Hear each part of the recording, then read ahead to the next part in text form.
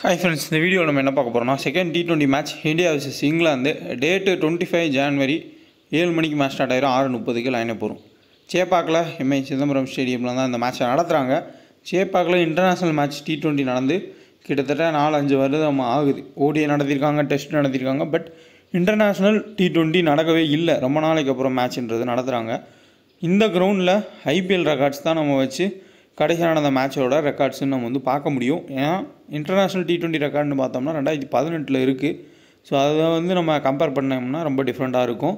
சேப்பாக் கிரவுண்டுமே ஐபிஎல்லில் கொஞ்சம் டிஃப்ரெண்ட்டாக தான் ப்ளே பண்ணிருந்துச்சு. பியூர் ஸ்பின் ட்ராக்காக இருக்கும் அப்படின்ற மாதிரி தான் எதிர்பார்த்தோம். பட் ஒரு சில விக்கெட் பார்த்தோம்னா நியூட்ரல் ட்ராக்காகவும் இருந்துச்சு. பட் சேப்பாக்னாலே ஸ்பின் ட்ராக் தான், அது எல்லாத்துக்கும் தெரிஞ்சது. பட் நியூட்ரல் ட்ராக்கு இருக்குது.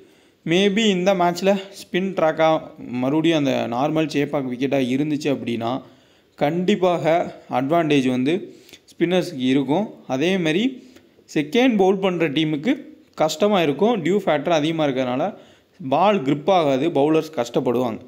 ஸோ சேஸ் பண்ணுற டீம் ஜெயிக்கிறதுக்கான வாய்ப்பு அதிகமாகவே இருக்கும்.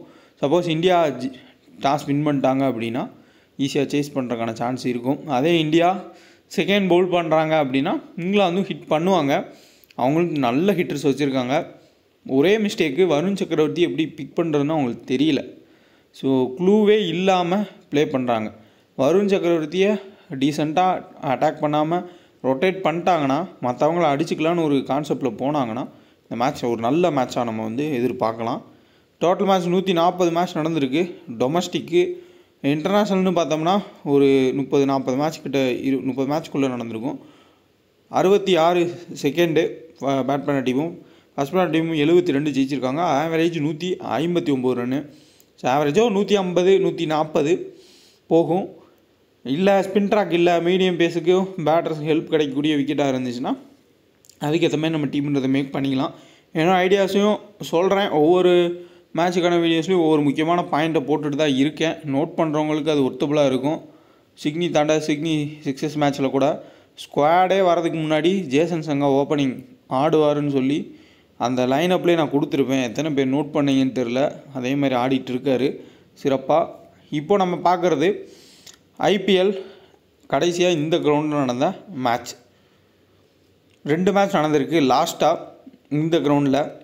அதில் ஒரு மேட்ச்சில் சிம்ரன்ஜீத் சிங் 3 விக்கெட்டும், துஷார் தேஷ்பாண்டே 2 விக்கெட் எடுத்திருக்காங்க. ரவீந்திர ஜடேஜா விக்கெட் எடுக்கலை. பட் செகண்ட் பவுல் பண்ணுறப்ப அஸ்வின் 2 விக்கெட் எடுத்திருக்காரு. சகல் 1 விக்கெட் எடுத்திருக்காரு.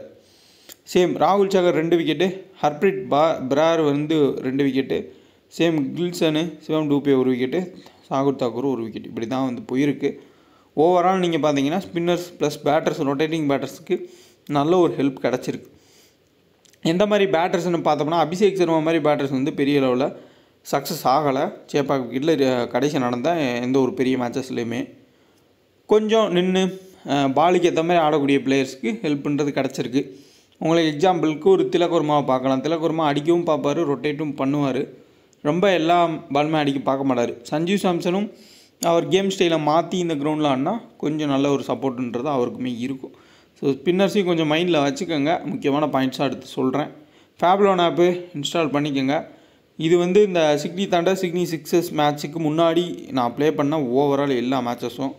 ஸோ கண்டிப்பாக இன்ஸ்டால் பண்ணுங்கள். 2K டெக்கன் ரெஃபரோட பயன்படுத்திக்கோங்க. மினிமம் உங்களுக்கு வின்னிங்ஸ் கேரண்டியாக கிடைக்கும். லாஸ் ஆகிறதுக்கான வாய்ப்புகளே கிடையாது. அந்த சிட்னி தண்டர்ஸ் மேட்ச்லேயுமே நான் டேரக்ட் டீம் அந்த ஒரு மேட்ச்சில் மட்டும் நான் கொடுத்துருக்க மாட்டேன். அது ஏன்னா நான் ஓவர் ரிஸ்க் எடுக்கிற மாதிரி ரொம்ப ஃபீல் ஆச்சு ஒரு 2 பிளேயரை. அது கடைசியில் அது கிளிக் ஆகிருச்சு. நீங்கள் கொஞ்சம் மாற்றி போட்டிருந்தாலும் கிளிக் ஆகிருக்கும். அதனால தான் கொடுக்கலாம். மற்றபடி எல்லா மேட்ச்சுக்கும் நான் டேரக்டாக டீம் கொடுத்துருவேன். ஸோ ஃபேமிலியில் ப்ளே பண்ணுங்கள். போனஸ் இருந்துச்சுன்னா பயன்படுத்துங்க. போனஸ் ரொம்ப ரொம்ப யூஸ்ஃபுல்லானது. ஏன்னா அந்த போனஸை வச்சு நீங்கள் ஒவ்வொரு கான்டெஸ்ட்லேயும் 20 ரூபா வரியா 10 ரூபா வரியா உங்கள் அமௌண்ட்டுக்கு ஏற்ற மாதிரி யூஸ் பண்ணிக்கலாம் அந்த போனஸை. நிறைய பேர் அது தெரியாமல் அந்த கீழே மார்க்கெட்டுன்னு ஒரு ஆப்ஷன் இருக்கும் ஆப்பில். அதில் கம்மியான காசுக்கு 100 ரூபா நீங்கள் அமௌண்ட்டு கொடுத்தீங்கன்னா 300 ரூபா போனஸ் நீங்கள் வாங்கிக்கலாம். அப்படிலாம் வந்து சேல் பண்ணுறாங்க. அது நமக்கு தான் லாபம். 100 ரூபா அதில் கொடுத்துட்டு நம்ம போனஸை வாங்கினோம்னா நம்ம சூப்பராக அந்த போனஸை வந்து யூஸ் பண்ணிக்கலாம். அதனால் போனஸ் வச்சுருந்தா கண்டிப்பாக யூஸ் பண்ணிக்கோங்க. டிஸ்கிரிப்ஷனில் லிங்க் இருக்குது, இன்ஸ்டால் பண்ணிக்கோங்க இந்த ஆப்பை. India vs England second T20 match. அதுக்கான பிளேயிங் 11 பார்க்கலாம். அதே தான் போன மேட்சோட பிளேயிங் 11 தான் செட் பண்ணியிருக்கேன். தொடர்ந்து பாருங்கள். வாங்க வீடியோக்குள்ளே போகலாம். நம்மளோட டெலகிராம் சேனலில் ஜாயின் பண்ண நினைக்கிறவங்க ஒரிஜினல் சேனல்லாம் செக் பண்ணி ஜாயின் பண்ணுங்கள். இதுதான் நம்மளோட கரெக்டான அட்ரஸ். முன்னாடி நம்ம வின்னிங்ஸ் எல்லாமே வந்து போஸ்ட் பண்ணியிருப்போம், லாஸ்ட்னு அப்டேட் பண்ணியிருப்போம். கன்சிஸ்டண்ட்டாக நம்ம ஸ்மால் லீக் வின்னிங் கொடுத்துட்டு தான் இருக்கோம். இப்போ ரீசெண்ட் டைமாக அதுக்கான எல்லா ப்ரூஃப்மே இருக்குது. ஃபேப் 11 பேட் பால் 11க்கான வின்னிங்ஸை நம்ம போஸ்ட் பண்ணிட்டு தான் இருக்கோம். அதுதான் நம்மளோட ஸ்மால் லீக் டீமுமே. இந்த இடத்துல உங்களுக்கு ஸ்மால் லீக் டீம்னு மென்ஷன் ஆகியே இருக்கும். இதுதான் நம்ம ஸ்மால் லீக் டீம். இதில் ஏதாவது ஒரு சில மாற்றங்கள் நீங்கள் பண்ணணுன்னா பண்ணிக்கோங்க.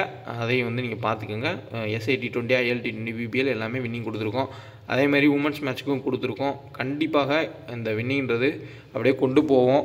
அதனால் நீங்கள் அதில் ஃபாலோ பண்ணிக்கோங்க. ஏதாவது ஒரு சில மாற்றங்கள் நீங்கள் பண்ணணும்னு நினச்சிங்கனாலும் பண்ணிக்கோங்க. அது உங்களோட விருப்பம்தான் ஒரு சில மாற்றங்கள் பண்ணுறது. இதுக்கு முன்னாடி லாஸ் இருந்துச்சு, நான் அப்போயுமே சொல்லியிருக்கேன் லாஸ் ஆகிருக்குன்னு. இப்போ வின்னும் இருக்குது, அதையும் வந்து நான் சொல்லிடுறேன். ஒரிஜினல் செக் பண்ணிக்கோங்க. ஒன்லி ஃப்ரீ டீம்ஸ் மட்டும் தான் நம்ம கொடுத்துட்ருக்கோம். அதையும் நான் இந்த இடத்துல தெளிவாக வந்து சொல்லிடுறேன். நம்ம நேமை யூஸ் இந்தியா விசஸ் இங்கிலாந்தோட பிளேயிங் 11 அபிஷேக் சர்மா, சஞ்சு சாம்சன், சூரியகுமார் யாதவ், திலக் வர்மா. சூரியகுமார் யாதவோட ரீசன்ட் ஃபார்மு ஃபஸ்ட்டு T20 மேட்ச்சில் அவர் டக் அவுட் ஆனோடனே உங்களுக்கு போட்டிருப்பேன். கடைசியாகனா அவர் 18 இன்னிங்ஸில் எத்தனையோ டக்கு, அப்புறம் சிங்கிள் டிஜிட்டு அவரோட பெர்ஃபார்மன்ஸு. ஸோ அவரோட அந்த டிஃப்ரெண்ட் டைப் ஆஃப் 360 டிகிரி ஷாட்ஸை வந்து கண்டுபிடிச்சிட்டாங்கன்னு தான் எனக்கு தெரியுது. அவர் அவுட்டார். இதுக்கப்புறம் அவர் வந்து அதை திருத்திக்கிட்டு பெரிய ரன் அடித்தார்னா அது வேறு. பட் நீங்கள் நல்லா நோட் பண்ணி பாருங்கள். டொமஸ்டிக்லேயும் சரி, அவர் ரீசெண்டான எல்லா இன்டர்நேஷ்னல் மேட்ச்லேயும் அவர் எப்படி போட்டால் எந்த ஷாட் ஆடுவாரோ அங்கே நான் ஆள் கரெக்டாக வச்சு பர்ஃபெக்டாக தூக்குறாங்க. விராட் கோலிக்கே ஒரு வீக்னஸ் கண்டுபிடிச்சிருக்காங்க. ஏன் சச்சின் டெண்டுல்கருக்கே வந்து அந்த டைத்தில் வீக்னஸ் கண்டுபிடிச்சிருக்காங்க. ஸோ யாராக இருந்தாலும் ஒரு நாள் வீக்னஸில் மாட்டுவாங்க. மேபி சூரியகுமார் யாதவ் மாட்டியிருப்பாருன்னு நினைக்கிறேன். ஏன்னா அப்படி தான் இருக்குது அவர் அவுட் ஆகிறது பார்த்தோம்னா. நிதிஷ்குமார் ரெட்டி, ரிங்கு சிங்கு 2 பேருமே ஜஸ்ட்டு கேட்ச் பிடிக்கிறதுக்கும் பால் எடுத்து போகிறதுக்கு மட்டும் தான் யூஸ் பண்ணுறாங்க. பெரிய அளவில் பேட்டிங் வந்து அவங்களுக்கு சான்ஸ் கிடைக்கிறது இல்லை. அது சேசிங்கில் கிடைக்கிறதே இல்லை. ஃபஸ்ட் பேட் பண்ண வேணால் கொஞ்சம் வாய்ப்பு இருக்குது. ஹர்திக் பாண்டியா மேலே வந்து தான் பேட்டிங் ஆடுறாரு. அக்ஷர் பட்டேல், வருண் சக்கரவர்த்தி, ஹர்தீப் சிங், ரவி பிஷ்னாய். மேபி ஸ்பின் ட்ராக்காக இல்லை அப்படின்னா முகமது ஷமி ஆடுறதுக்கான வாய்ப்புன்றது இருக்கும். இங்கிலாந்து சைடில் Phil Salt, Ben Duckett, Buttler, Harry Brook, Jacob Bethell. இதில் Liam Livingstone, Jacob Bethell, Phil Salt 3 பேரையும் ஆர்சிபி எடுத்துருக்கதா சொல்கிறாங்க. எனக்கு சரியாக ஞாபகம் இல்லை. ஆர்சிபி தான் அப்படின்னு போட்டிருந்தாங்க ஒரு இதில். அவ்வளோ மோசமாக ஆடுறாங்க ஆர்சிபியில் வந்து பிக் பண்ணியிருக்காங்கன்னு. ஸோ பார்ப்போம் என்ன பண்ணுறாங்கன்னு. லியாம் லிவிங்ஸ்டனு அடுத்தா வந்து அந்த ஆட்கின்சனுக்கு பதிலாக முகமது ஆடுறதுக்கான வாய்ப்புகள் இருக்கும்.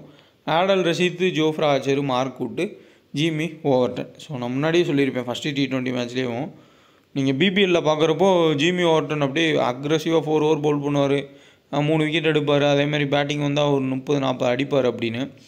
அது இந்தியன் கிரவுண்ட்லாம் செட்டே ஆகாது. ஸோ சிஎஸ்கே இவரை பிக் பண்ணியிருக்காங்க. இவர் என்ன பண்ண போகிறாரு அப்படின்றது தெரியல. இல்லை பட்லர் வந்து அவரை தப்பாக யூஸ் பண்ணுறாரா அப்படின்றதையும் தெரியல. ஏன்னா சுச்சுவேஷன் தப்பாக பேட்டிங் கொடுத்து பவுலிங் வந்து கம்மியாக கொடுக்குறதுனால அவரோட வேல்யூ இன்க்ரீஸ் ஆகாமல் கூட இருக்கலாம். ஸோ பார்ப்போம் எப்படி போக பெர்ஃபார்மன்ஸ் பண்ணுறாரு அப்படின்றது.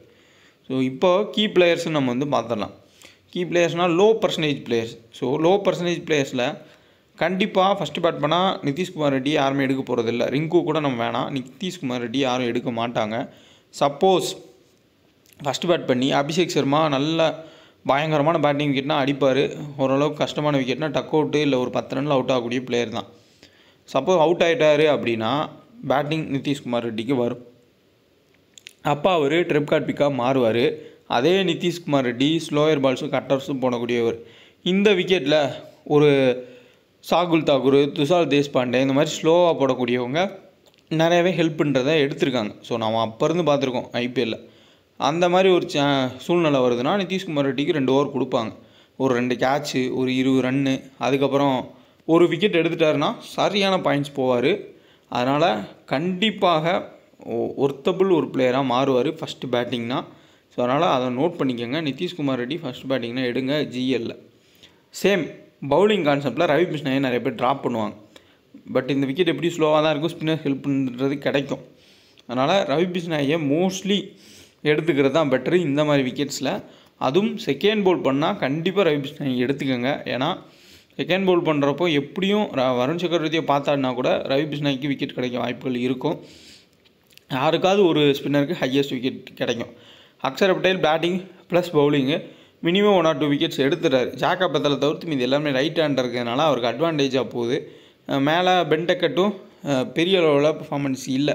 ஸோ பிபிஎல்லுமே அடிப்பார் ஒரு 40 ரன் 50 ரன், ஏதாவது ஒரு மேட்ச் 60 ரன், மற்ற மேட்ச் 20 ரன் 25 ரனில் அவுட் ஆகிட்டு போகக்கூடிய பிளேயர் தான். அதை போன மேட்சுமே பார்த்துருந்தோம். ஸோ அங்கே வந்து அக்ஷர் பட்டேலுக்கு அட்வான்டேஜ் அதிகமாக இருக்கும். ஸோ சேம் கான்செப்டில் நீங்கள் ஹர்திக் பாண்டியாவை சேஃப் கேப்டனாக கன்சிடர் பண்ணிக்கோங்க. வைஸ் கேப்டன் ஆப்ஷனில் சஞ்சு சாம்சனை நீங்கள் எடுத்துக்கலாம், சூரியகுமார் யாதவ் இருக்க ஃபார்முக்கு. அடுத்தா வருண் சக்கரவர்த்தி. இந்த 3 பேரும் இந்த சைடில் பட்லரை மட்டும்தான் நம்ம சொல்ல முடியும். நல்ல pure spin track, spinners plus batters 2 பேருக்கு ஹெல்ப் கிடைக்கும் அப்படின்ற மாதிரி ஒரு ஆங்கிளில் யோசிச்சு நீங்கள் டீம் எடுத்திங்கன்னா ரிஸ்க் எடுக்கிறவங்க லியாம் லிவிங்ஸ்டனுக்கும் ட்ரை பண்ணலாம். ஆனால் என்னென்னா லியாம் லிவிங்ஸ்டனோட ரீசன்ட் ஃபார்ம் ரொம்ப மோசமாக இருக்குது. எஸ்ஐ T20லலாம் 20 பாலுக்கு 10 ரன்னு, 30 பாலுக்கு 21 ரன்னு இந்த மாதிரி ஆடி தான் வந்திருக்காரு. அது இப்போ கிளியராகவே தெரிஞ்சிச்சு வருண் சக்கரவர்த்தி இப்படி ஆடுறதுனே தெரியாமல் ப்ளே பண்ணது. சும்மா ஏதோ வந்து உள்ளே ஆடின மாதிரி தான் இருந்துச்சு அவரோட பர்ஃபார்மன்ஸு. ஸோ அதனால் கொஞ்சம் யோசிச்சுக்கோங்க.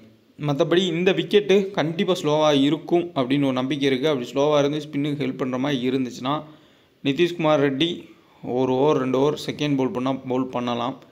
அதேமாதிரி ரவி பிஷ்ணாய் ஒரு ட்ரம் கார்டு, அப்புறம் ஜேக்கப் பேத்தலை யூஸ் பண்ணுவாங்க. நீங்கள் பென் டக்கெட் ஃபிளிப்சால்ட்னு போகிறத விட ஜேக்கப் பேத்தல்னு போகிறது இந்த மேட்ச்சில் கொஞ்சம் எஃபெக்டிவாக இருக்கும். தேவைப்பட்டால் ஜேக்கப் பேத்தலை பவுல் பண்ண வைப்பாங்க.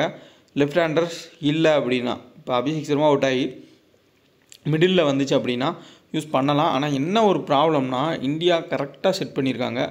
ஸோ பர்ஃபெக்டான ஒரு செட் பண்ணியிருக்காங்க.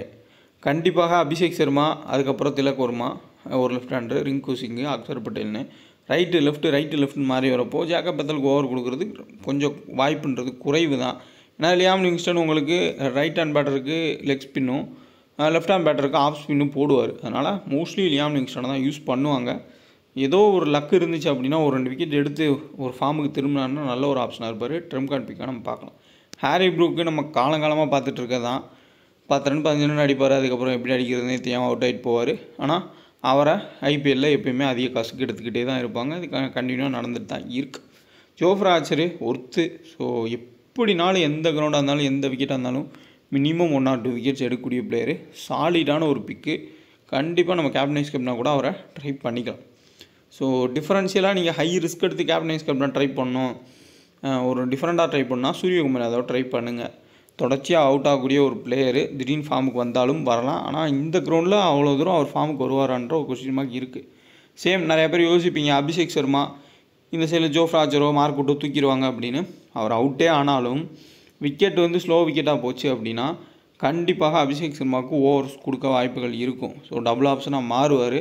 அந்த இடத்துல கொஞ்சம் யோசிக்க வேண்டியதாக இருக்குது. ஸ்பின் ட்ராக்காக இருந்தால் அபிஷேக் சர்மாவுக்கு ஒரு 2 ஓவர் கொடுத்துட்டா கூட நல்லா பவுல் பண்ணுவார். ஸோ அவருக்கு ஓவர்ஸ் கொடுத்தா நல்லாவே பவுல் பண்ணி விக்கெட் எடுத்துருவார். அந்த ஆங்கிளில் கொஞ்சம் யோசிச்சுக்கோங்க. தேவைப்பட்டால் அவரும் பவுல் பண்ணலாம்.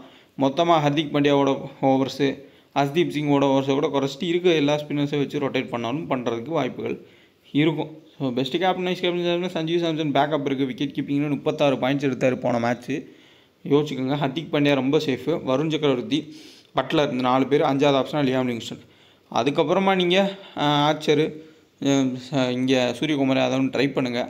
ஹை ரிஸ்க் எடுக்கிறவங்க நல்ல பேட்டிங் இருக்குன்ற கான்செப்ட் போனீங்கன்னா ஃபிளிப்சால்ட்டு, அபிஷேக் சர்மா இந்த மாதிரி பிளேயர்ஸ்க்கு வந்து கேப்டன் கொடுத்து ட்ரை பண்ணுங்கள். மறுபடியும் England middle order top order கஷ்டம் தான் பட போகிறாங்க. ஃபிளிப்சால்ட்டு சேசிங்னா எந்த கிரவுண்டில் தான் ஓரளவுக்கு நல்லா ஆடுவார். ஃபஸ்ட்டு பேட்டிங்னா தொடர்ச்சியாக ஃப்ளாப் தான் ஆவார். அதை மோஸ்ட் ஆஃப் த டைம் வந்து நம்ம பார்த்துருக்கோம். ஜிமி ஓவர்டனோட பர்ஃபார்மன்ஸு பிபிஎல் இருந்த மாதிரி இங்கே இருக்க போகிறது இல்லை. ஏன்னா அவருக்கு ஓவர்ஸ் கம்மியாக தான் கொடுப்பாங்க. ப்ளஸ் அவரோட பேட்டிங்குமே வந்து மிடில் வரும். என்ன வருதுன்னா அவரை சிஎஸ்கே தான் எடுத்திருக்காங்க. இப்போ அந்த கிரவுண்டில் தான் அவர் ஆட போகிறாரு. ஸோ பார்க்கலாம் எப்படி ஆடுவார்னு. தேவைப்பட்டால் நீங்கள் டாப்பில் ஒரு ஹை பிக்கை கட் பண்ணிட்டு கூட ஜிமி ஓவர்டன் வேணால் பிக் பண்ணுங்கள். ஒரு 2 ஓவர் கட்டர்ஸ் போட்டு கூட விக்கெட் எடுத்தாருன்னா இந்த சைடு எப்படி நிதிஷ்குமார் ரெட்டி மாதிரியோ ஜிமி ஓவர்டனா ஹை ரிஸ்க்காக வேணால் ட்ரை பண்ணிக்கோங்க. ஸ்டார்ட் பார்த்தோம்னா அபிஷேக் சர்மா போன மேட்ச் 79, சஞ்சு சாம்சன் ஒரு மேட்ச் தான் அவர் 26 ப்ளஸ் விக்கெட் கீப்பிங்கில் பாயிண்ட்ஸ் கிடச்சிச்சு. சூரியகுமார் யாதவ் ஆவரேஜ் 40 இருக்குது. பட் போன மேட்ச் ஃப்ளாப்பு. திலக் வர்மா ஒரு மேட்ச் 19, ஹர்திக் பாண்டியா 30, 16 விக்கெட் எடுத்திருக்காரு 15 மேட்ச்சில். அக்ஷர் பட்டேல் 5 விக்கெட் எடுத்திருக்காரு. ரவி பிஷ்ணாய் 2 விக்கெட் ஹெட்விக்கெட்டில். ஹர்தீப் சிங்கு 4 விக்கெட்டு. வருண் சக்கரவர்த்தி போன மேட்ச் மட்டும்தான் ஆடினார் 3 wicket. Venue start international start யாருக்குமே இல்லை. நெக்ஸ்ட்டு ஃபிளிப்சால்ட்டு இது வரையும் 3 மேட்ச் ஆடிருக்காரு. 3 மேட்ச்சில் அவரோட ஆவரேஜே 4 ரன் தான் இந்தியாவுக்கு எதிராக. பென் டக்கெட் போன மேட்ச் ஆடினார் flop. Jos Buttler 35 run average ஹெட்விக்கெட்டில் 20 மேட்ச்சில். ஹாரி ப்ரூக்கோட ஆவரேஜ் வெறும் 19 ரன் தான். லியாம் லிவிங்ஸ்டனோட ஆவரேஜ் வெறும் 17, விக்கெட் எடுத்தது இல்லை. ஜாக்கப் பெத்தலே போன மேட்ச் ஒரு மேட்ச் தான் ஆடினார். ஜிமி நியூட்டன் போன மேட்ச் மட்டும் தான் ஆடினார். ஆடர் ரஷீத் 10 விக்கெட் எடுத்திருக்காரு. ஜோஃப் ராஜர் 10 விக்கெட் எடுத்திருக்காரு. Mark would 5 wicket. Mark would வந்து விக்கெட் டேக்கிங் பவுலர் இல்லை, கண்டெயின் பண்ணி குயிக்காக போடுறாரு, பட் விக்கெட் எடுக்கிறது இல்லை. சப்போஸ் ஃபஸ்ட்டு இங்கிலாந்து பவுல் பண்ணிட்டாங்கன்னா எல்லாமே மாறும். போன மேட்ச் மாதிரி நம்ம டீம் எடுக்க முடியாது. அது அந்த டைமுக்கு ஏற்ற மாதிரி தான் மாற்றுற மாதிரி இருக்கும்.